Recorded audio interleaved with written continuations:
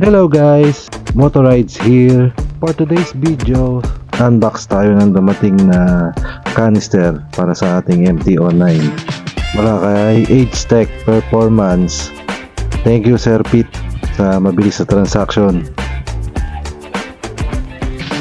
Double check lang natin guys yung muffler, pati yung mga bracket at tornilyo na kasama. Meanwhile, ito nga guys ay pinapainit na natin yung MT-09. Sound check natin yung dati niyang muffler para meron tayong comparison mamaya. moments later. Ito nga guys, na warm up na natin siya at pwede nating i-sound check ngayon.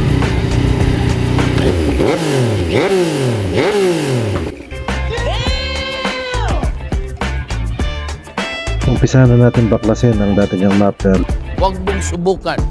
Masisira ang buhay. At kinula nga ang mga ginawa kong gamit kaya nilabas ko na ang toolbox para sigurado.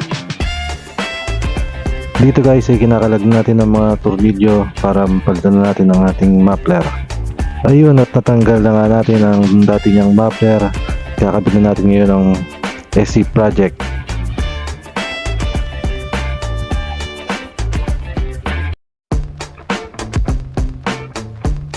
Dito naman guys ay kinakabit natin ang mga lock spring para siguradong hindi matatanggal ang ginabit nating bagong muffler.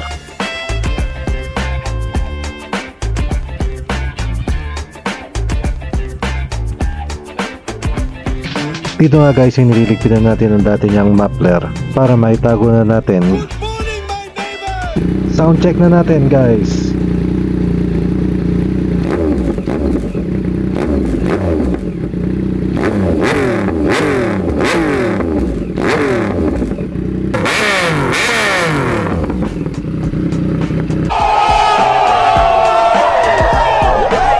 Sa tingin nyo guys, alin na mas maganda tunog, yung luma o yung bago niyang muffler? Thank you guys for watching. See you on my next vlog. Ride safe!